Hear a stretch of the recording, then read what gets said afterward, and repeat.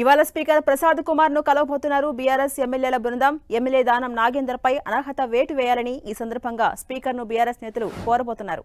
రాజీనామా చేయకుండా పార్టీ ఎలా మారుతారని బీఆర్ఎస్ నేతలు మండిపడుతున్నారు. మరోవైపు నిన్న బీఆర్ఎస్ ఎమ్మెల్యేలకు సమయం ఇచ్చినా స్పీకర్ కలవలేదు.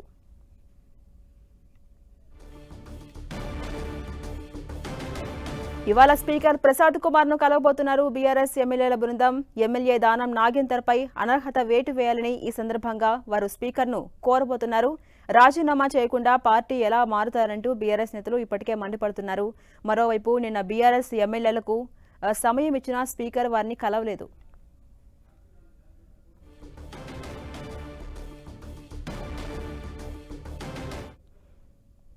ఇదే అంశంపై మరింత సమాచారం మా ప్రతినిధి అజయ్ అందిస్తారు. అజయ్, ఇవాళ స్పీకర్ ను ప్రసాద్ కుమార్ ను కలవబోతున్నారు బీఆర్ఎస్ ఎమ్మెల్యేల బృందం. దానికి సంబంధించిన అప్డేట్స్ ఏంటి? ఇప్పటికే 4 బీఆర్ఎస్ ఎమ్మెల్యేలు హైదర్గూడలోని ఎమ్మెల్యే క్వార్టర్స్ కు చేరుకున్నారు. గడ్డం ప్రసాద్ స్పీకర్ ను చేరుకున్నారు. గడ్డం ప్రసాద్ స్పీకర్ ను వాళ్ళు కలవనున్నారు. మనం చూసుకోవచ్చు, రాష్ట్రంలో పార్లమెంట్ ఎన్నికల ముందు రాజకీయాలు వేగంగా మారుతున్నాయి. ఎవరు ఏ పార్టీలో ఉంటారన్నది ఒకటికి 2 సార్లు చెక్ చేసుకోవాల్సిన పరిస్థితి ఏర్పడ్డది. ఎవరు ఏ పార్టీలో ఉంటారు, ముందు రోజు ఏ పార్టీలో ఉంటారు, తర్వాత రోజు ఏ పార్టీలో ఉంటారు అనేది కొంత తెలియకుండా ఉన్నటువంటి పరిస్థితి. ఇలాంటి సందర్భంలోనే ఖైరతాబాద్ నుండి గెలిచినటువంటి దానం నాగేందర్ నిన్న కాంగ్రెస్ పార్టీలో చేరినటువంటి పరిస్థితి మనకు కనబడుతుంది. ఆయనను సికింద్రాబాద్ ఎంపీగా కూడా పోటీకి పెట్టే అవకాశాలు కాంగ్రెస్లో ఉన్నాయంటూ కూడా చర్చ నడుస్తున్నటువంటి సందర్భం కనబడుతుంది. ఇలాంటి నేపథ్యంలో కాంగ్రెస్లో చేరినటువంటి దానం నాగేందర్ పైన అనర్హత వేటు వేయాలని బీఆర్ఎస్ సంబంధించినటువంటి ఎమ్మెల్యే క్వార్టర్స్కు చేరుకొని ఇక్కడ ఉంటున్నటువంటి ఏదైతే స్పీకర్ గడ్డం ప్రసాద్కు ఫిర్యాదు చేసేందుకు వచ్చినటువంటి పరిస్థితి కనబడుతుంది. అయితే దీని మీద స్పీకర్ ఎలాంటి నిర్ణయం తీసుకుంటారన్నది వేచి చూడాల్సిన అవసరం అయితే ఉంది. గతంలో ఉన్నటువంటి సాంప్రదాయాలు ఏ విధంగా ఉన్నాయి, రూల్స్ ఏ విధంగా ఉన్నాయని దాని మీదనే ఈ స్పీకర్ నిర్ణయం అనేది ఆధారపడే అవకాశాలు అయితే మనకు కనబడుతున్నాయి. గతంలో కూడా బీఆర్ఎస్ పార్టీలో పెద్ద ఎత్తున కాంగ్రెస్ సంబంధించినటువంటి ఎమ్మెల్యేలు చేరినటువంటి సందర్భం కనబడుతుంది. 2వ టర్మ్లో అయితే దాదాపు 12 మంది ఎమ్మెల్యేలు బీఆర్ఎస్లో చేరడం జరిగింది. ఇలాంటి సిచ్యువేషన్స్ అంటే ఇటు ఎప్పుడైతే 2004 నుండి కూడా ఏదైతే ఫిరాయింపులు ఎక్కువగా జరుగుతున్నటువంటి సందర్భం కనబడుతుంది. గతంలో బీఆర్ఎస్ పార్టీ కూడా చాలా సందర్భాలలో ఈ అంశాలను ప్రస్తావించినటువంటి సిచ్యువేషన్ కూడా చూసుకోవచ్చు. గతంలో టీఆర్ఎస్లో గెలిచినటువంటి ఎమ్మెల్యేలు 2004లో కావచ్చు, 2009లో కావచ్చు బీఆర్ఎస్ను అప్పుడున్నటువంటి టీఆర్ఎస్ను వదిలిపెట్టి కాంగ్రెస్లో చేరినటువంటి సందర్భం.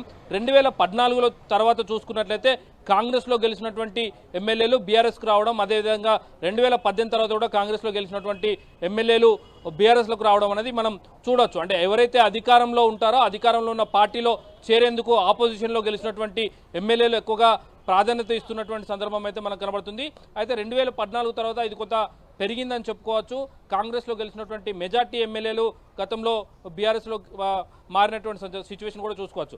గతంలో ఇదే తరహాలో కాంగ్రెస్ పార్టీ కూడా బీఆర్ఎస్కు సంబంధించినటువంటి ఎవరైతే బీఆర్ఎస్లో చేరినటువంటి ఎమ్మెల్యేల పైన అనర్హత వేటు వేయాలని కూడా ఒక ఫిర్యాదులు ఇచ్చినటువంటి సిచ్యువేషన్ కనబడుతుంది. ఇప్పుడు కూడా అదే తరహాలో బీఆర్ఎస్లో గెలిచినటువంటి దానం నాగేందర్ కాంగ్రెస్లోకి వెళ్లడంతో ఆయన పైన కూడా అనర్హత వేటు వేయాలని ఫిర్యాదు ఇచ్చేందుకు కొద్దిసేపటి క్రితమే ఇక్కడ గడ్డం ప్రసాద్ ఇంటికి ఎమ్మెల్యే క్వార్టర్స్కి చేరుకున్నటువంటి సిచ్యువేషన్ అయితే మనం చూసుకోవచ్చు. అయితే స్పీకర్ దీని మీద ఎలాంటి నిర్ణయం తీసుకుంటారు, స్పీకర్ నిర్ణయం తీసుకోకపోతే బీఆర్ఎస్ స్టాండ్ ఏ విధంగా ఉంటుందనేది కూడా మనం కొంత ఊహించుకొని చెప్పుకోవచ్చు.